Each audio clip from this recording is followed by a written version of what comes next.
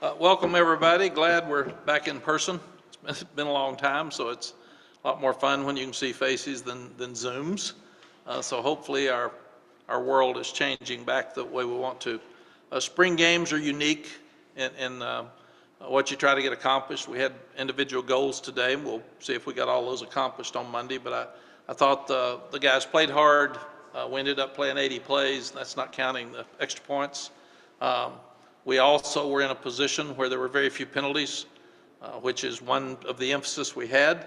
There were very few sacks. I think Des Evans had 2 in a row, and then if I remember right, Sebastian Cheeks had 1 tackle for a loss on a quarterback draw.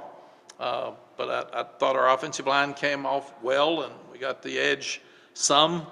The defense in a spring game is at a huge disadvantage. We had 3 calls on defense today, and normally we'd have a lot. So they're at a true disadvantage, but also it gives us a great opportunity to see who can get off blocks without scheming. And that'll be great video for us to watch. Thought all 3 quarterbacks with the early teams did really well. Connor Harrell's got a quick arm, and he's very accurate. He can run. And we know that Drake and Jacoby are both really good, and you can see that they're a whole lot alike. So we will not separate them till fall, and then we may need both of them, and we'll just continue to work with that because they're both inexperienced. But by and large, I thought that it's exactly what we wanted. I didn't see anybody get hurt. I thought they played hard. I thought they were organized. I felt good about just the structure of the game, and at the same time, there's no game plans on either side. So everybody says, well, you should have thrown it more, should have run it more. You don't do game plans in the spring. That's just not part of it. So questions?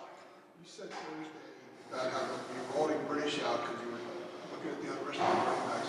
I know guys aren't going to make that much of a move in the spring game, but who in that group maybe made a lot of progress from the beginning of spring practice through today? I think we know that British is good. We know that DJ Jones is good. And DJ's just got to stay healthy. And he's been healthy all spring. And he did some good things today.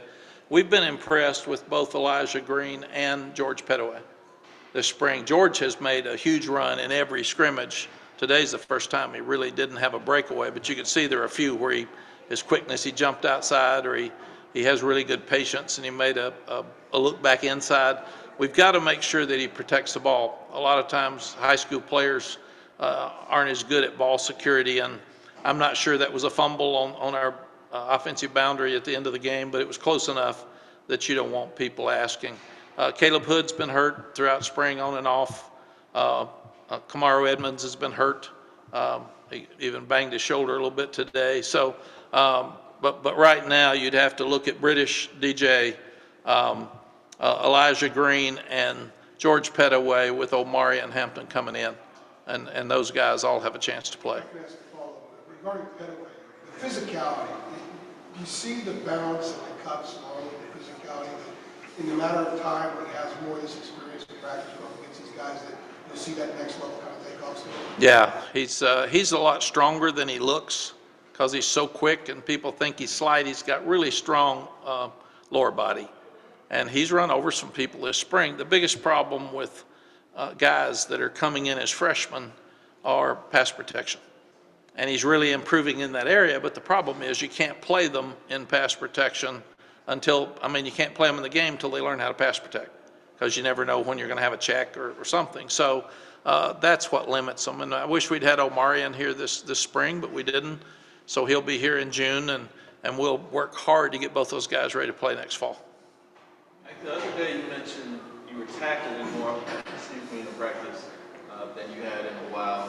Were you pleased just with the way, in terms of just getting guys down the first hit?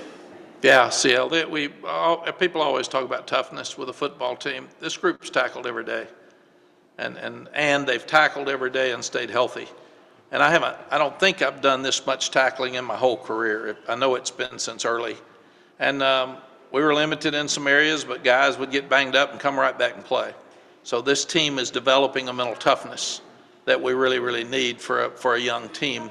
And I liked them hitting. It was so competitive, and I liked today. Today was just a game. And you can't hit your quarterbacks because they're so hard to get. When you get them, you got to keep them healthy. But we've had some guys bump into them this spring and knock them down and push them down, and because they need to learn how to carry the ball too. Your quarterback's usually your worst ball carrier because he never gets hit. But I really like what I've seen out of this bunch. They haven't dodged anything. We've been hard on them, we've been tough on them, we've been demanding, and they've responded to everything we've done. Who won did you score all the downs again? I believe you did. Who won the scoring of the downs, and how do you feel about how that impacted the opportunity the way the game was played? I've got to go back and relook at it because I thought it was very unfair to the defense today that they run 3 defenses and they're not going to win with a vanilla defense. So, and then your blue offense stays on the field a lot more than your white defense, your white offense. So I didn't think it was fair today, so I'll have to regroup and look at that. They were all asking. So I've got pressure on me to figure that out this weekend. But how did you feel maybe the way you changed practices this spring with that emphasis on the competition, winning every down? How did you feel like maybe impacted the performance that you saw today? I thought it was really good, and we've done it at times throughout my career.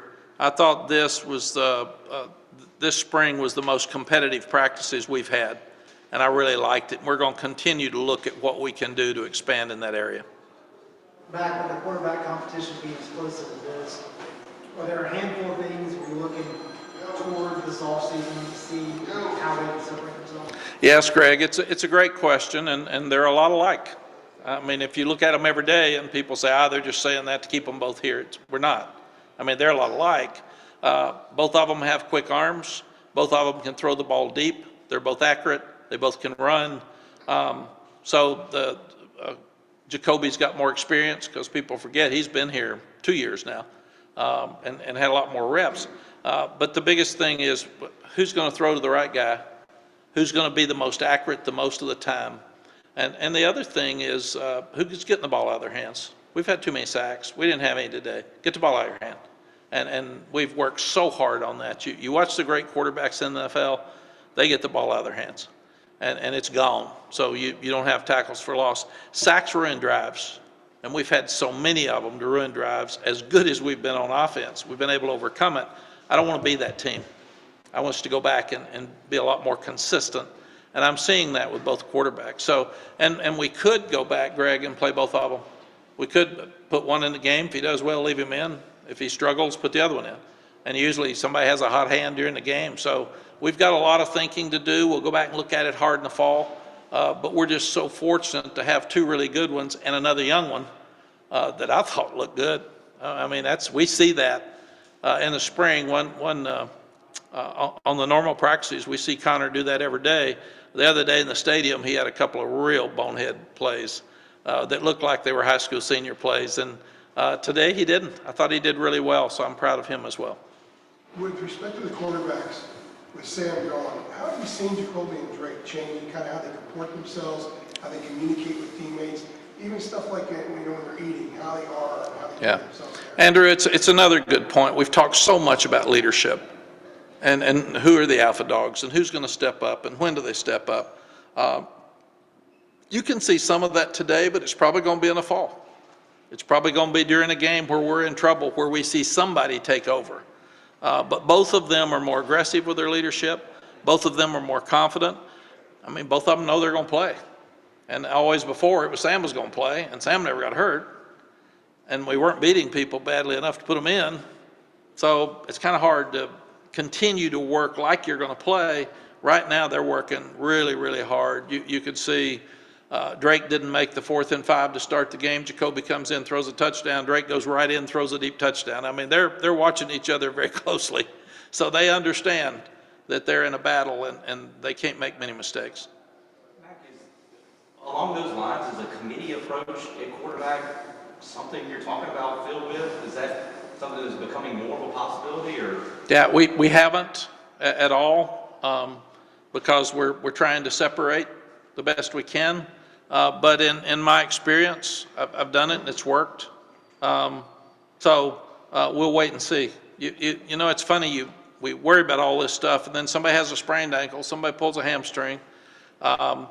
Jacoby pulled a slight pull of a hamstring 10 days ago, and I thought, well, there's a chance for Drake to step up. Jacoby didn't miss practice. He came back the next day and he taped it up and said, I am not missing practice. So they're in a real heated competition, but they like each other. And the other thing that's a real positive, they're a lot alike, so they can run the same plays. And if you're an offensive coordinator or an offense that has to run two different sets of plays when the quarterbacks are in there, it's much more difficult than these two run the same offense exactly, and you can just plug one in. How much confidence do you think Josh Downs gives those young quarterbacks just having him out there? He gives them all kinds of confidence because he's going to outrun most people, and he gets wide open a lot, and he can catch, and he competes. We wanted to get him a couple of balls today and get him out, and that's what happened. We took British out after 13 plays, I think. We took DJ out after a little bit more of that, let those young backs play, and then same with Josh. We're still really thin at wide receiver. We'd love to have somebody in the portal if it pops up. If it doesn't, we've got two guys coming in with Andre Green and Doc Chapman. Andre Green was here today, and I nearly put him in. I asked Bubba and I asked compliance, and they wouldn't let us. So I said, just get out of my sight. You look too pretty. We're ready to put you out there. You said Thursday, you talked about Coach McDowell, the kind of teacher that he is. How have you seen that group change, especially in how they go about pass protection? Yeah, we're coming off the ball better, in my opinion, Andrew, and because of that, your pass protection's easier because you do a lot of play action stuff. And we've also, it's not a knock on Stacy at all, but we're also chipping more with the tight ends and chipping more with the backs, and we start now with pass protection. And we're going to make sure our quarterbacks are in good shape. And Wisdom Asabura hasn't played a lot of football, and I think he was the reason for the 2 sacks. And I'm happy that Des Evans got the sacks, but Wisdom's got to keep coming and keep learning because he'd never played football till his senior year in high school, and he played defense then. So he's 6'8", 355, I think. So we're trying hard to teach him how to play, but that was the 2 sacks today. And the other one was on the quarterback draw. The one thing, though, that I would like to see, I'm going to go back and study every situation. What was our average on first down, offense and defense? I'm going to go down and see. I didn't like the 4th and 4 that they didn't make the first down. So we're not game planning, but I want to see why. We need to make 4th and 4s if we're going to score a lot of points. And the other thing we just can't do right now is we're still not forcing enough turnovers. We have got to force turnovers, and that's really important as well. Noah Taylor didn't play a whole lot. He's best friends with Dwayne Hawkins, and when he lost his life today, it really got Noah. And I asked him if he didn't want to play, and then he had a little pull in his back. But he was just overwhelmed this morning, and he said he did want to play. But thoughts and prayers go out to Dwayne's family and especially Noah, when you lose a good friend like that at that age. Yeah, we got time for one more, Coach. Coach, feeding off that a little bit, you've got your brand new offensive line coach, and I don't recall, any holding penalties today. I was just wondering, what it means to kind of have that type of discipline, this early in the year, and just what kind of impact he's made on that group so far. Well, Tom Luganville with ACC Network said, I don't think I've ever seen this few penalties in a spring game. And I'm really, really pleased with that. We have ACC officials at every practice, and we've always acknowledged it, but now we're fixing it better. And I really, really like it. The guys are taking great pride. You take Awesome Richards and Ed Montelis have had an outstanding spring. They have been so good. I'm so pleased with them. Corey Gaynor's been a real good addition in leadership and strength, and it also helps us with Brian Anderson and Q Johnson being in there. William Barnes is getting better every day. He's just got to be a little more consistent, but he has really improved. And then we're trying to get Zach Rice where he needs to be, because it's hard for a freshman to come start in the offensive line, and he has really fought it this spring. He just laughs and says they're a lot bigger and a lot faster than what I'm used to blocking. But he's going to be a really good player in time. And then you've got Caden Baker's coming on, and he had some hurt knees early in spring, but he's really come through and doing a lot of good things.